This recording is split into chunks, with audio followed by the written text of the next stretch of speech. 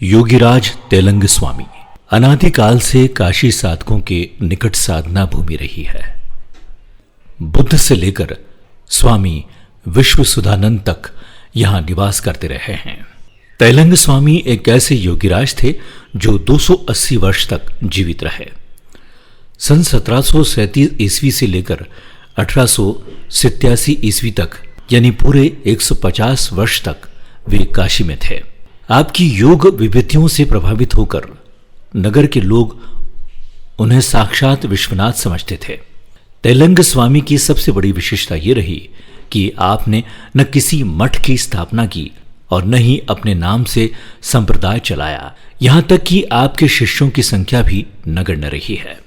मेरे इस एपिसोड में तेलंग स्वामी के जीवन के बारे में जानकारी और उनके चमत्कारों को मैं यहां ऑडियो के रूप में आपके लिए प्रस्तुत कर रहा हूं।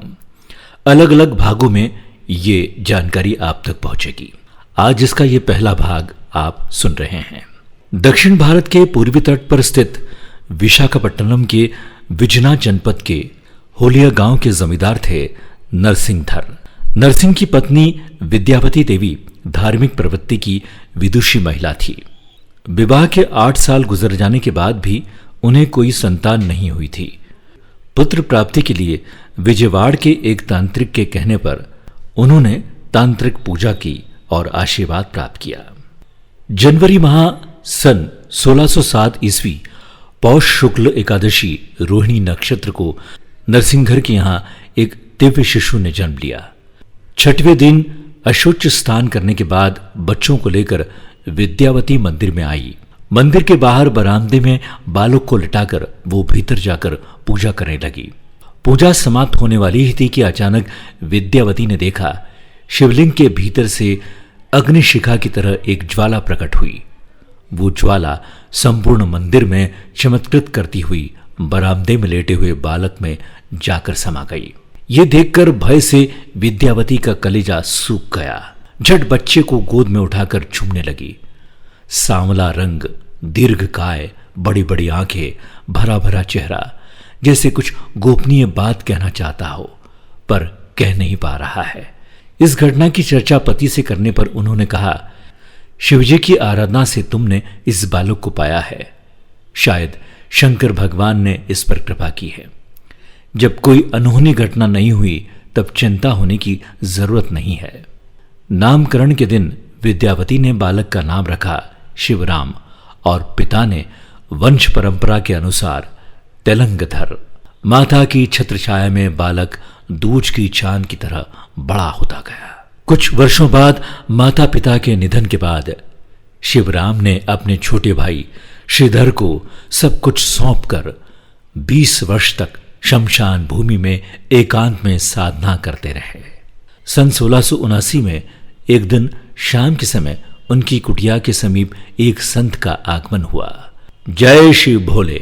शिवराम कुटिया के बाहर आए तो एक सन्यासी को सामने देख चौंक उठे। क्या यही मेरे वास्तविक गुरु हैं? इस गांव में ऐसा संत कभी नहीं आया। जो आते हैं वे मधुकरी या भिक्षा गांव के लोगों से मांगते हैं। इस सुनसान शमशान भूमि में आज तक कोई नहीं आया।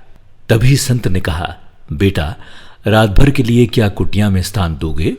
सन्यासी को गृहस्थों के यहां नहीं रहना चाहिए, इसलिए तुम्हारे पास आया हूं। और इसी दिन से शिवराम को अपने गुरु मिल गए। भागीरथ स्वामी ने सन 1685 ईस्वी में एक दिन शिवराम को दीक्षा देकर बीज मंत्र दिया।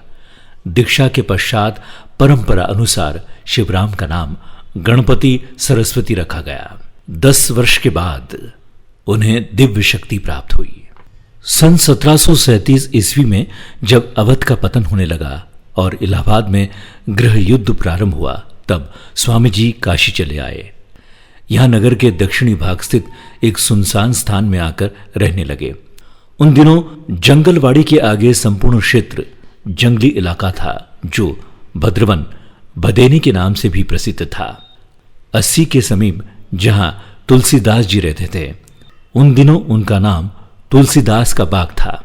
यहां रहते समय स्वामी जी टहलते हुए कभी कभी लोलार्क कुंड तक चले आते थे। स्वामी जी की भाषा और रंग रूप देखकर लोग कहते तेलंगाना से एक बाबा जी यहां आए हुए हैं। स्वामी जी का वास्तविक नाम स्थानीय जनता नहीं जानती थी। तेलंगाना स्वामी के स्थान पर आपका नाम तेलंग बाबा, तेलंग स्वामी हो गया।